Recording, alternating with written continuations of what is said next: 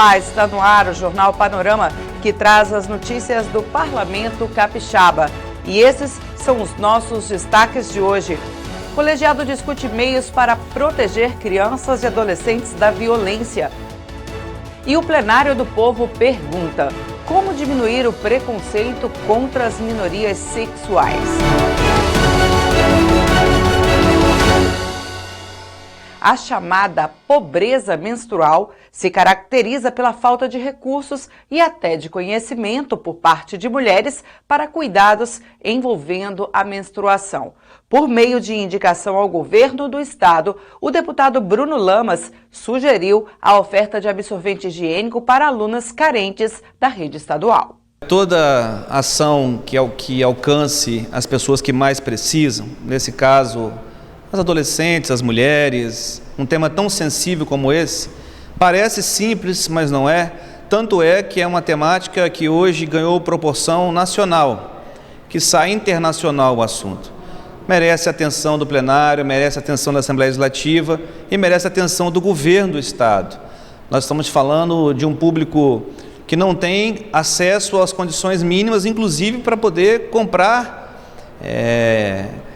esse simples item, mas que traz uma diferença enorme para a sua vida. A nossa expectativa é que o governo do estado, do Espírito Santo, saia na frente, se organize, transforme isso numa política pública social e faça alcançar e chegar a quem realmente precisa e precisa muito, conforme nós propomos aqui hoje na Assembleia Legislativa. Em 28 de junho é celebrado o Dia Internacional do Orgulho LGBTQIA+. Essas letras significam lésbicas, gays, bissexuais, transgêneros e outras minorias. Mais do que festejar, o objetivo da data é conscientizar sobre o respeito às várias formas de afetividade e relacionamento. A celebração é importante quando se sabe que nos últimos 12 anos o Brasil vem ocupando o primeiro lugar no ranking mundial de países que mais matam por intolerância à diversidade sexual. O plenário do povo foi às ruas para saber a opinião das pessoas sobre o que pode ser feito para diminuir esse tipo de violência.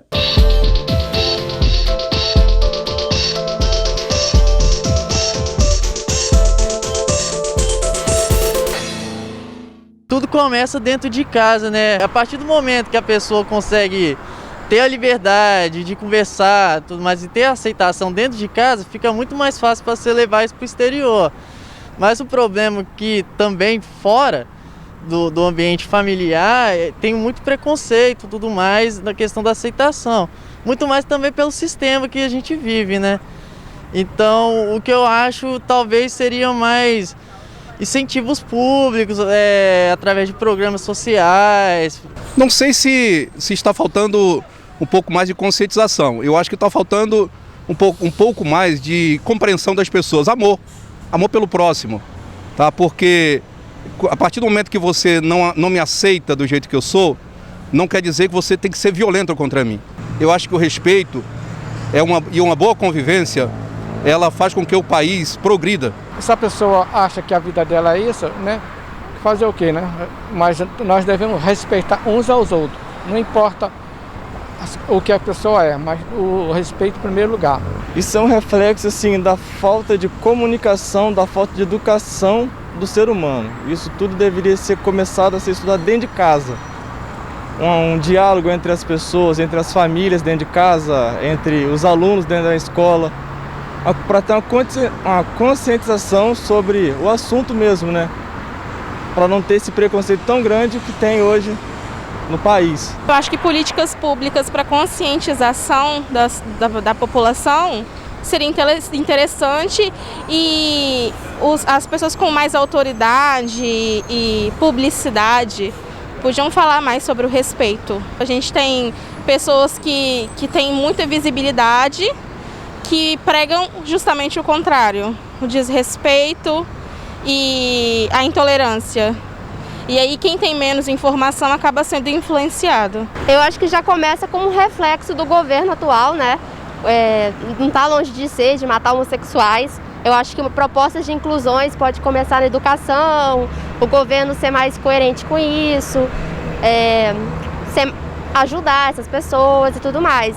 Eu acho que já começa toda a forma de governo, desde o voto, desde a cabeça do brasileiro, e isso tem que, aos poucos, ser mudado. Eu acho que está longe ainda, mas tem muito para se avançar. Primeiro, as pessoas têm que se desconstruir, né? A gente está no século XXI, na era da informação, então a gente precisa se informar sobre assuntos que a gente não conhece. A homofobia não é mais aceitável, a gente não pode aceitar mais isso e nem achar como algo anormal e respeitar a opinião das pessoas sobre isso. Não existe mais isso, as pessoas têm que entender que isso é algo comum, como qualquer outra relação, qualquer outra opção, não é uma opção sexual, mas é como a pessoa é. Então a gente precisa aceitar, respeitar e aprender a lidar com isso e entender que é assim. É uma questão cultural, mas também é uma questão que vem já desde a criação do ser humano. Acho que a gente acreditar que possa mudar a ponto disso acabar um dia, eu acho que não acaba nem contra a violência contra a criança, contra a mulher. A gente tem que trabalhar realmente para diminuir no sentido físico, mas e as pessoas terem consciência de que cada um tem a sua liberdade, só respeitar. O Brasil, ele está vivendo um momento muito conflitante entre raça, sexualidade, ideologias. Eu acho que é hora da gente se unir.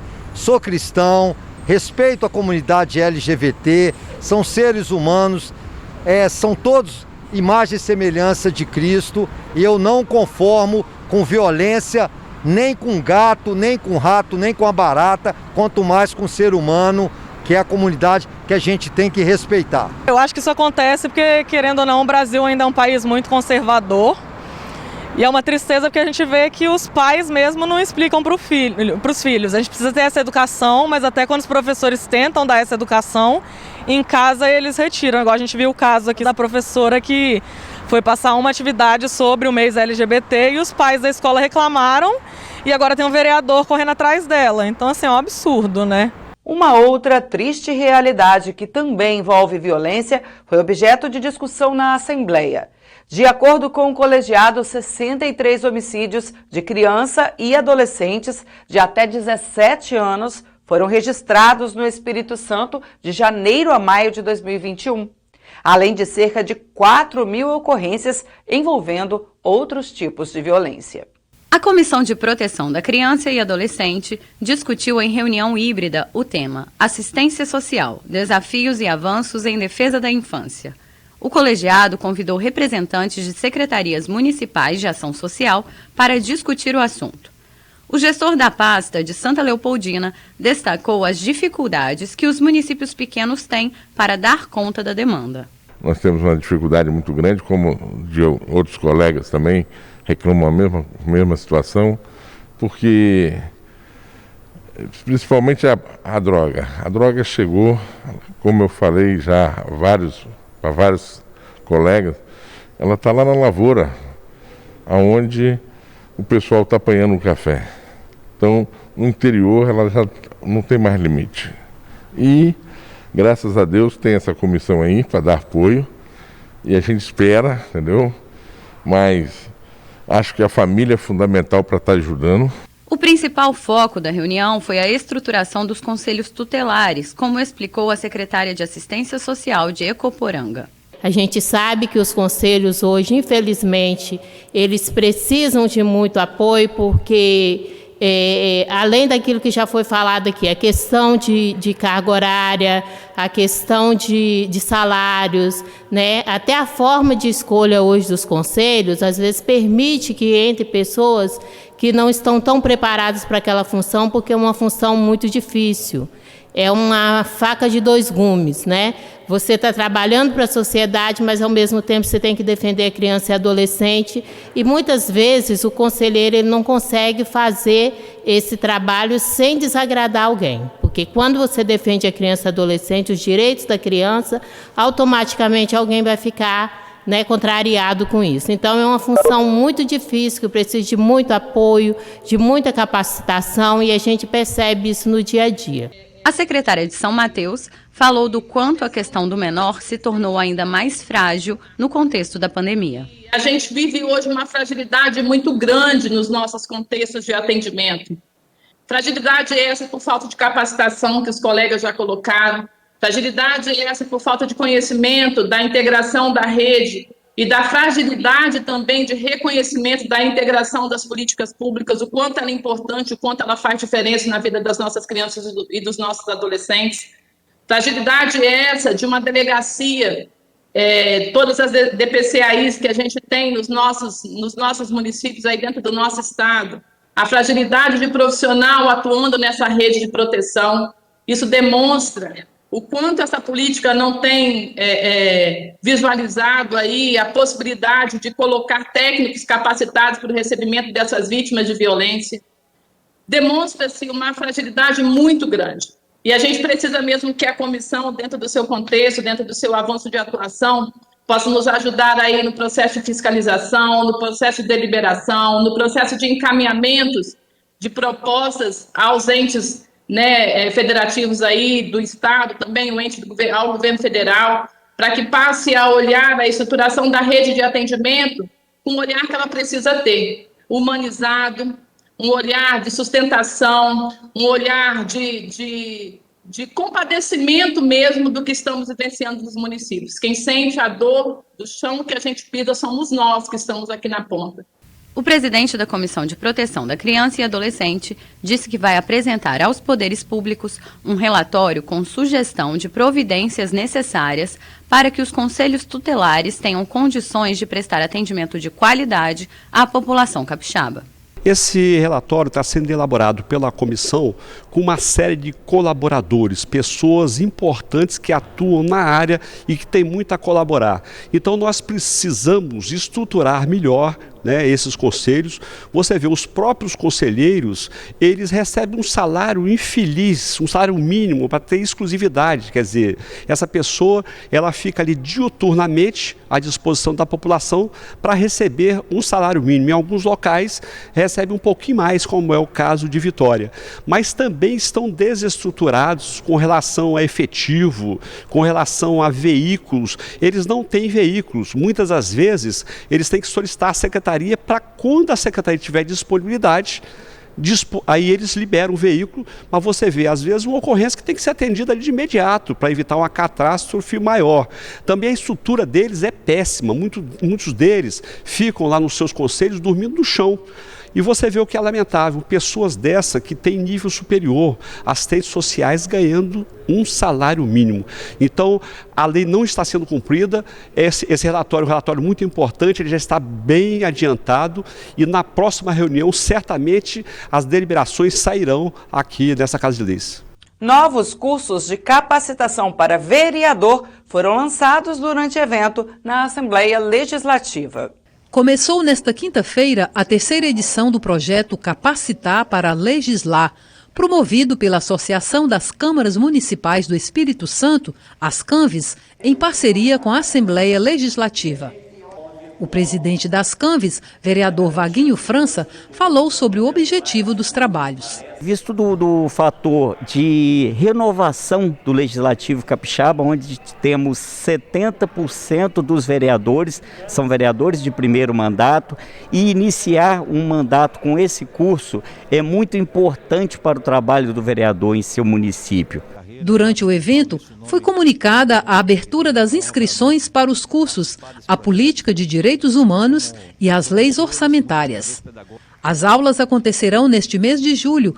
As inscrições podem ser feitas pelo site das CANVES ou na sala da associação, que fica no 9º andar da Assembleia. O curso foi pensado para ser totalmente prático, assim como o parlamentar pode utilizar as ferramentas, as peças orçamentárias para o mandato e para a melhoria da sociedade, cumprindo a legislação.